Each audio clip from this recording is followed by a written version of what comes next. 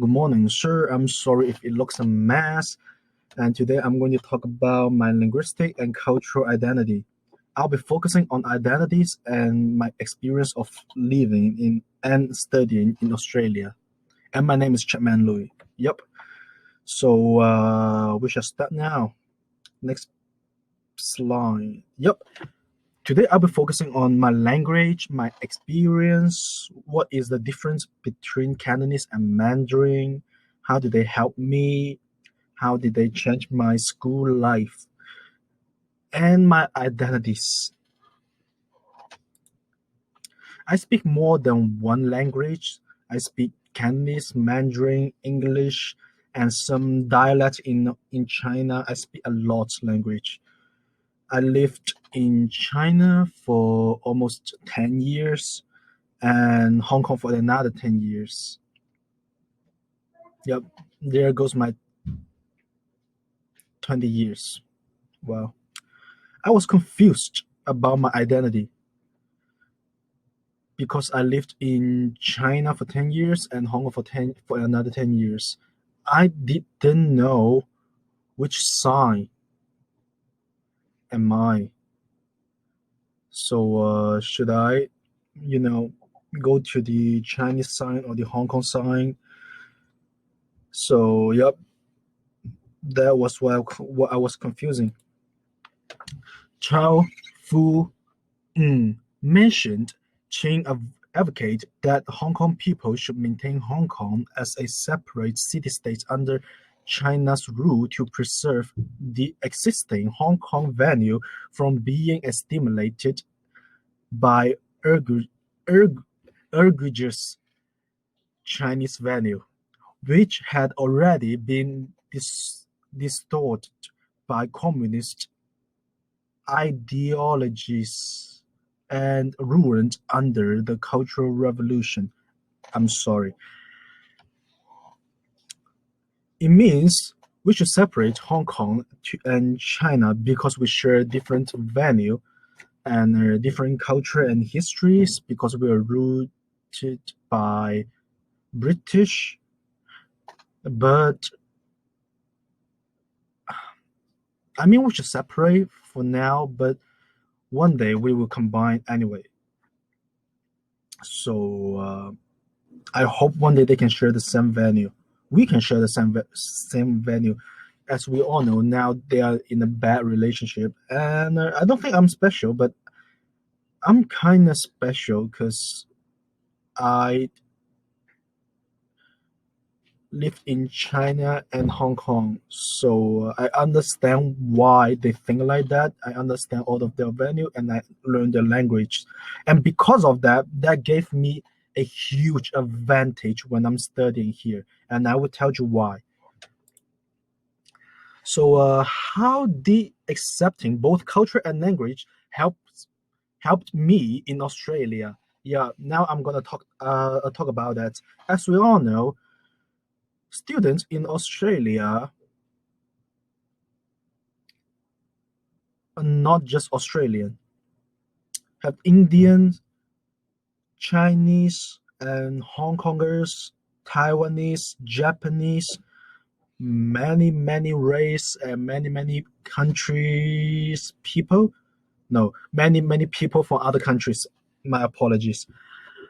So if I can understand more about their culture, their language, I can make more friends, and we share the same value. I understand their value. I respect that. So it helps me to make friends and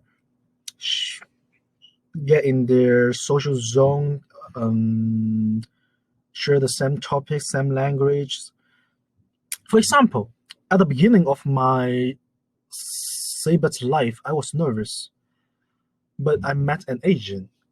Looks nice, and I said hi. It turns out he is a Chinese and was nervous as well.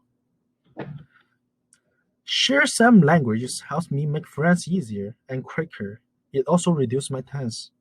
Imagine when you're nervous and you just find someone who share the same language and same topic and you understand his value.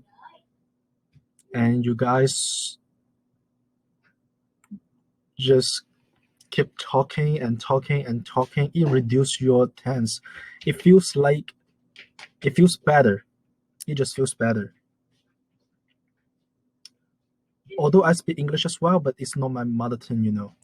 And I made more friends after.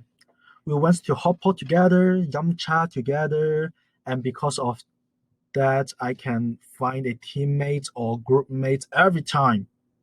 And it's with my friends, my buddies. That is a huge advantage for group reports.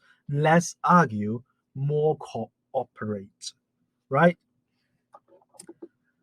And because I accept all countries, not using all of them, not include a bad one. There is bad one. I watch anime as well. That is a part of Asian culture, entertainment culture. I did not look important. It did not look important to me because that's just a thing I do.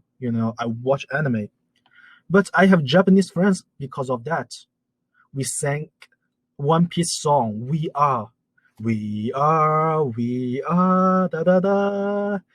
We are, yeah, that song. We watch anime together, and what surprised me is my teacher also watched anime as well. We share same topic. Even I am not home, but I can make school to be my comfort zone. Makes my school like my home. I will not feel tense. I will not feel nervous anymore. That is an advantage already. It helps you study when you feel relaxed.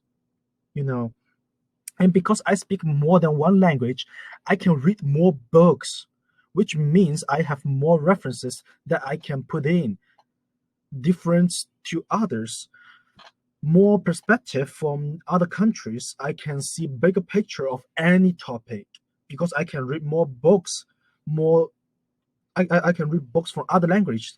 It changes the game. My topic may be surprise, maybe surprise, and it's super different to others. New perspective and a surprise to the teacher and in a correct way.